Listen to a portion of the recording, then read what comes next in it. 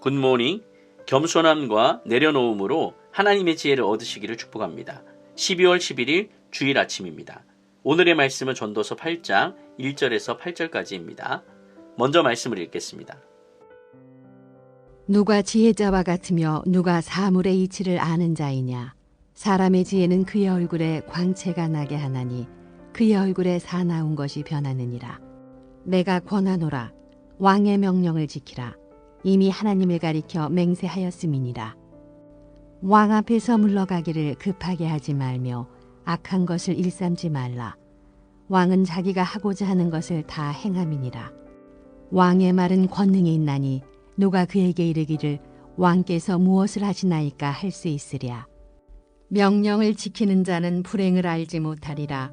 지혜자의 마음은 때와 판단을 분별하나니 무슨 일에든지 때와 판단이 있으므로 사람에게 임하는 화가 심함이니라.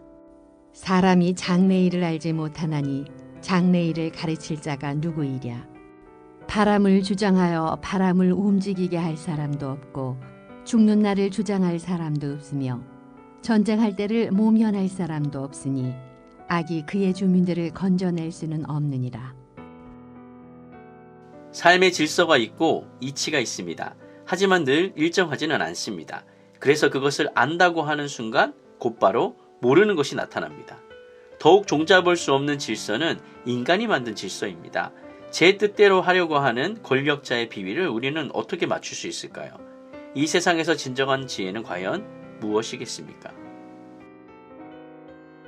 전도서에서는 지혜의 유익과 지혜의 한계를 둘 다 가르치고 있습니다. 그 지혜가 사람의 얼굴을 빛나게 하고 굳은 얼굴을 부드럽게 풀어준다라고 설명합니다. 얼굴의 광채와 부드러움은 지혜를 통해 분별력과 통찰력을 얻어서 나타나는 긴장하지 않은 느긋함, 너그러움, 자유, 평안함 이러한 것들을 표현한다라고 볼 수 있습니다.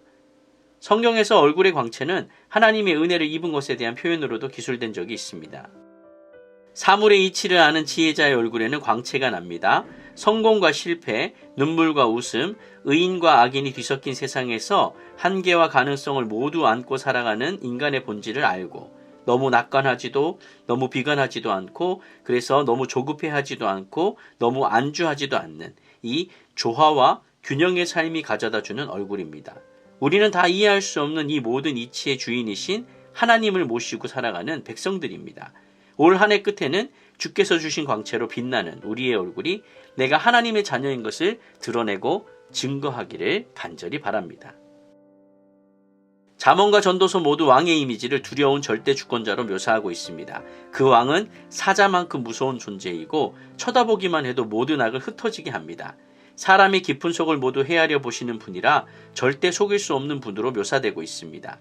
이 왕은 잠언을 통해 무엇을 싫어하는지 그래서 우리가 무엇을 경계해야 하는지를 상세하게 표현하고 있습니다. 다툼, 게으름, 모략, 비밀누설, 부모를 저주하는 것 이러한 것들을 싫어하고 반면에 인자함과 충성됨, 올바른 성품과 정직, 지혜로운 말 등을 사랑합니다.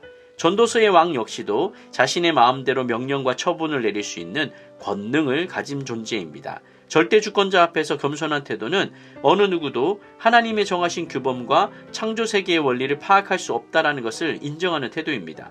인간은 절대 주권자의 입에 주목할 수밖에 없습니다. 왜냐하면 그 입에서 어떤 말이 나올지 모르기 때문입니다. 왕이 늘 지혜로운 것도 아니고 늘 정의로운 것도 아닙니다. 그래서 지혜로운 사람도 말이 곧 법인 이 절대 권력자 앞에서는 진퇴양난의 어려움에 빠지기도 합니다. 지혜롭기 때문에 왕의 말이 옳은지 그른지를 더 잘 알 것이고 그래서 때로는 더 괴로울 것입니다.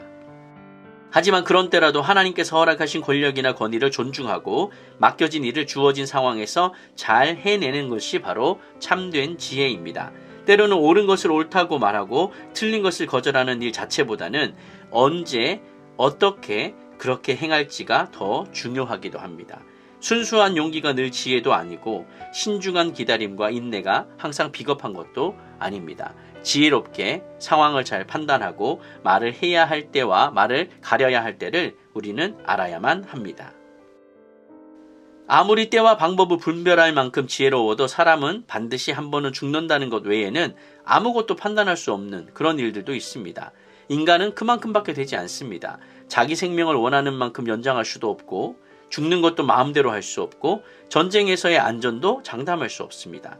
악의 위력은 여전히 압도적입니다. 그것이 해 아래에 살아가는 우리 모두가 겪고 있는 지혜의 한계입니다. 이런 인간이 양심을 견지하면서 부패한 세상과 그 권력 구조 아래에서 가이사의 것은 가이사에게, 하나님의 것은 하나님께 바치라는 말씀을 실천한다는 것이 도무지 쉽지가 않습니다. 어떤 이념이나 정당이나 학파나 지도자도 우리가 바라는 참 자유를 주지는 못합니다. 권력은 우리의 자유를 제한하는 대가로 유지되고 있기 때문에 그렇죠. 그러니 차별하고 배제하고 낙인을 찍는 선택은 가장 쉬운 선택이긴 하지만 가장 근시안적이고 어리석은 결정입니다. 지도자의 한계를 아는 만큼 내 선택의 한계를 아는 겸손함이 필요합니다. 말씀을 정리하겠습니다. 누가 지혜자와 같을까요? 누가 사물의 이치를 아는 사람인가요?